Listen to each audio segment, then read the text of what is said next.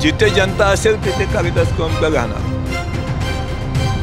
विरोध कोणाचा आहे? माझा नाही आहे, जनतेचा विरोध आहे. ते मी काय नवीन पाहुणा नाही आहे. वर्ल्ड रेकॉर्डचा आमदार आहे. अधिकारी हे प्लॅन करत असतील तर माझा सक्त विरोध आहे. No compromise.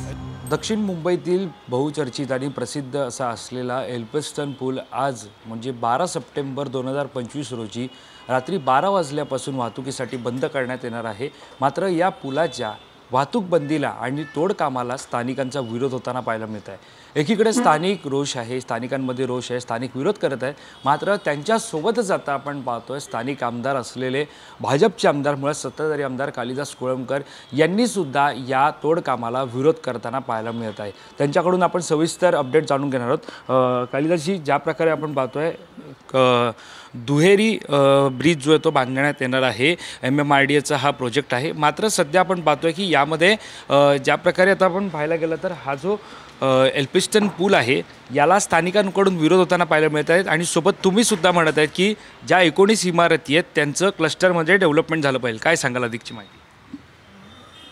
स्थानिक जनतेचा विरोध नाही आहे, पण त्यांच्या कामाच्या पद्धतीला विरोध आहे. संपूर्ण नाही म्हणते सुरुवातीला हे काही लोकांना माहितीसुद्धा नाही आहे. 160 फुटाचा हा ब्रिज बनवत होते. त्यावेळी संपूर्ण ह्या ज्या बिल्डिंग होत्या 19 बिल्डिंग त्यामध्ये कमीत कमी 60% 70% बिल्डिंग जात होत्या. त्यावेळी आम्ही सांगितलं होतं की कमी करा. मग 130 कार्पेट केला, 130 फूट केला. 130 फूट केल्यानंतर ह्या लोकांनी हे केलं की 1919 बिल्डिंग आपण MMRDAला देऊन डेव्हलप करायला सांगा. मग चालेल, आणि हे कस्टमरमध्ये होत असेल तर उत्तमच आहे. 620 बिचारांना कार्पेट मिळालं आणि 720 मिळत असेल तर माणसं खुश आहेत सगळं. उद्या साहेबा हे काम चालू झाल्यानंतर काम मामूली नाही आहे. खालती काम चालू झाल्यानंतर एवढं व्हायब्रेशन होणार आहेत. आणि ह्या ज्या बिल्डिंग आहेत ह्या जुन्या बिल्डिंग आहेत, 100 वर्षाच्या पेक्षा जास्त त्यांचं हे लाईफ आहे. आणि अशा परिस्थितीमध्ये उद्या त्यांना धोका निर्माण झाला तर जबाबदार कोण? म्हणून आम्ही सांगता कस्टमरमध्ये घ्या. हा इंटरनॅशनल हा जो प्रोजेक्ट आमचा हे ते ह्या प्रोजेक्टला कोणाचा विरोध नाही आहे, पण त्यांना हे करत असताना आम्हाला पण न्याय द्या. आणि मला एक तुम्हाला सांगायचं आहे, माझ्या ह्या संपूर्ण तसा पाहिला तर हा मराठी टक्का आहे. आणि हे मराठी टक्का तिथं आहे. आणि जे गिरगावमध्ये झालं ते माझ्या नायगावमध्ये नको. हा मराठी टक्का मला बाहेर पाठवायचा नाही आहे, ही माझी मनापासूनची इच्छा आहे. नक्कीच कालिदासजी, तुम्ही आता म्हणालेला आहात की आमचा प्रकल्पाला विरोध नाही आहे, पण मग संभ्रम असा निर्माण होतोय की सत्ताधारी आमदार तुम्ही आहात, तुम्ही प्रकल्पाला विरोध करत नाही आहे, मग नेमका वाद सुरू कुठून होतोय? वाद सुरुवात वादाला होते ते 19 बिल्डिंगचं टेनंटचा आहे प्रश्न. अत्यंत जुन्या बिल्डिंग झाल्यात. त्यांना कस्टमरमध्ये हे बसवत होते MMRD. का ना बसवत आहे? बसवा. हां, कोण डेव्हलपर आणा तो तुम्हीच आणा आणि हे डेव्हलप करून द्या. हां, 620 कार्पेट जनतेला मिळेल, जनता खुश आहे. आणि इंटरनॅशनल प्रोजेक्ट असल्यामुळे काही अडचणी अशा आल्या तर कायदा असा सांगतो इंटरनॅशनल प्रोजेक्टला कुठेही कोणतंही काम अडकाठी येत असेल तर त्याला इंटरनॅशनल प्रोजेक्टचं डायरेक्शन त्यांना NOC देते.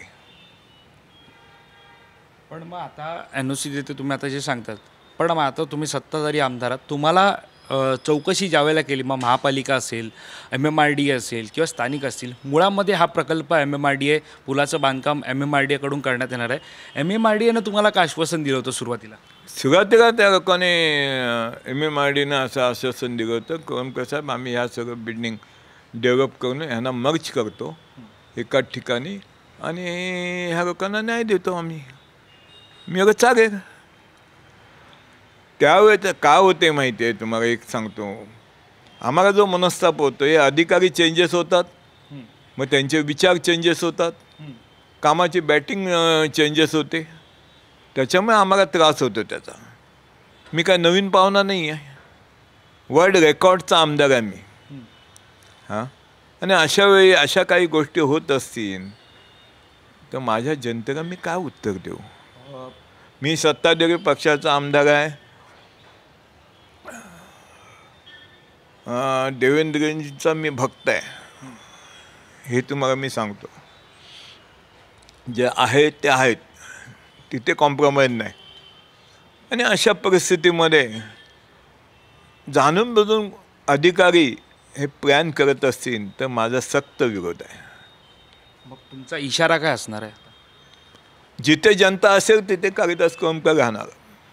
पण मग आता पोलिसांचं काय म्हणणं आहे? कारण ज्या प्रकारे पाहायला गेलं तर पोलीस तिकडे त्यांचा बंदोबस्त आपल्याला पाहायला मिळत आहे आणि आज रात्री 12 वाजताची वेळ देण्यात आली आहे. त्यांचं ते काम करणार, पोलिसांचं काम पोलीस करणार, त्यांच्या कामात मी आड येणार नाही.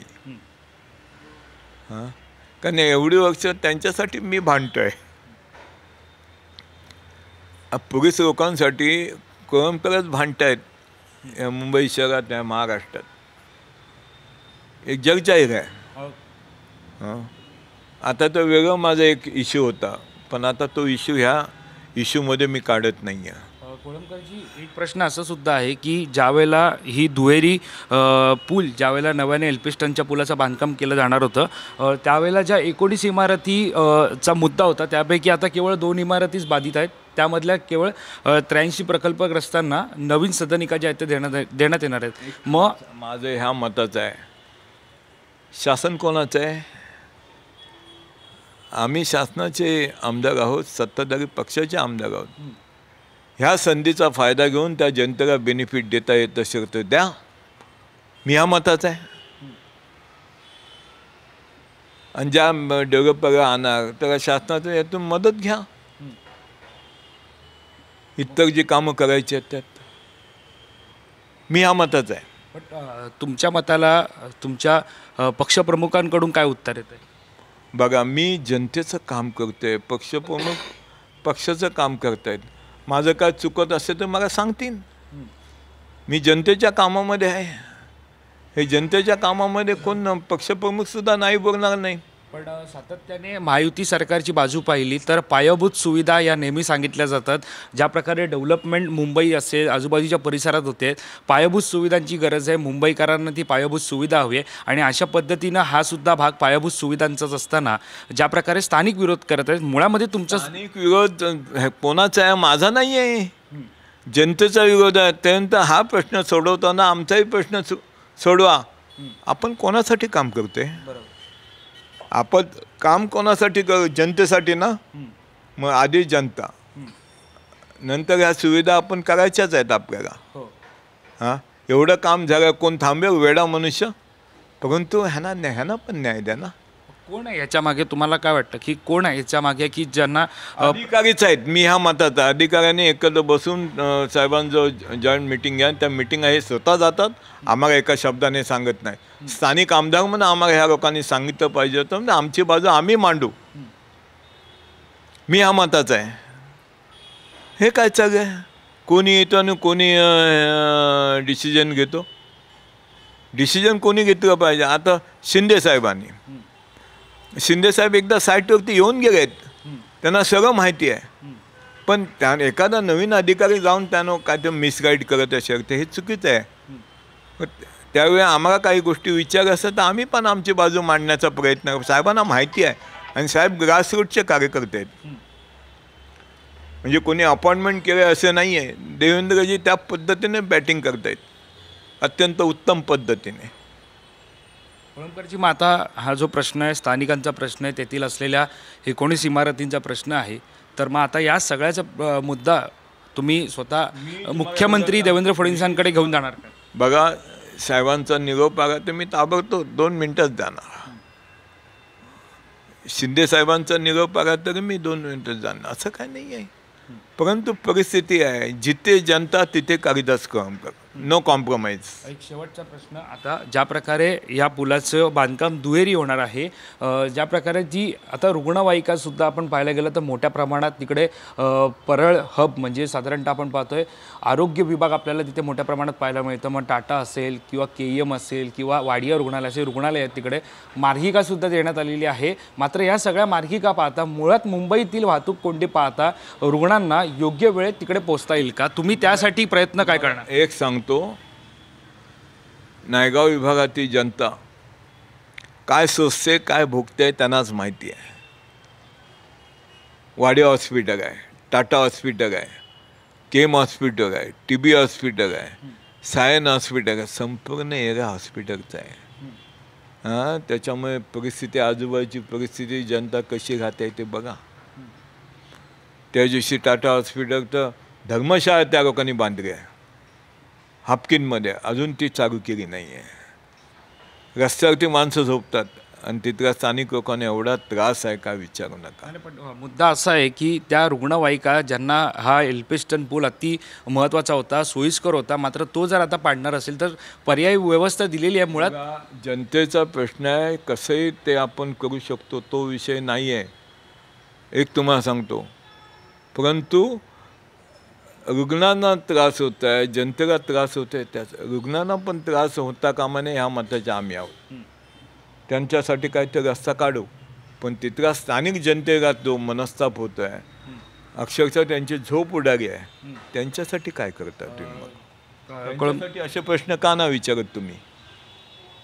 मी ह्या मताचा आहे. कोळंबकरजी, तुम्ही मगाशी बोलताना एक शेवटचा प्रश्न बोलताना म्हणालात की मला नायगावचं गिरगाव करायचं नाही आहे, नेमकं अर्थ काय घ्यायचा?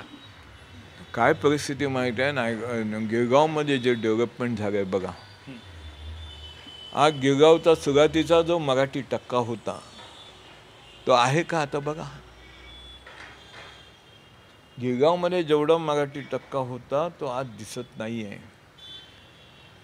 तो दिसत नाही, त्या पद्धतीने माझ्या इथे नायगावमध्ये मला नायगावचा गिरगाव नाही करायचा आहे, नायगाव ठेवायचं. मराठी माणसं मुंबईत राहावी, हा सगळं गिरगावचा जो मराठी टक्का तो कुठे बाहेर आहे, दहिसर बोरगीच्या पुढे. माझ्या ह्या लोकांना मला नाही पाठवायचं आहे तिकडे, एवढं मी तुम्हाला सांगतो. मग या पुलाचं बांधकाम झालं तर मराठी माणूस बाहेर फेकला जाईल ही भीती तुम्हाला सतावते? साहजिकच, त्या जनतेला भीती आहे. मला तर भीती आहेतच, माझ्या डोळ्यासमोर चित्र दिसते. तिथे ओपन प्लॉट आहेत, जागा आहेत तिथे, आणि नॅशनल प्रोजेक्टला कोणता कायदा लागत नाही. मोठे अधिकार आहेत नॅशनल प्रोजेक्ट. कालिदास कोळंबकर आता ठाम आहेत की ज्या 19 इमारती आहेत त्यांचं क्लस्टर डेव्हलपमेंट करून त्यांना तिथेच पुनर्वसन त्यांचं करावं आणि त्यानंतर या पुलाचं बांधकाम करावं. तर शासनाने करावं ह्या मताचा मी आहे. हे डेव्हलपमेंट शासनाने करावं, कोणाला प्रायव्हेट देऊ नये ह्या मताचा मी आहे. निश्चितच. तर आपण पाहतो या ठिकाणी जे स्थानिक आमदार आहेत, मुळात सत्ताधारी आमदार कालिदास कोळंबकर यांनी त्यांची भूमिका जी आहे ती स्पष्ट केलेली आहे.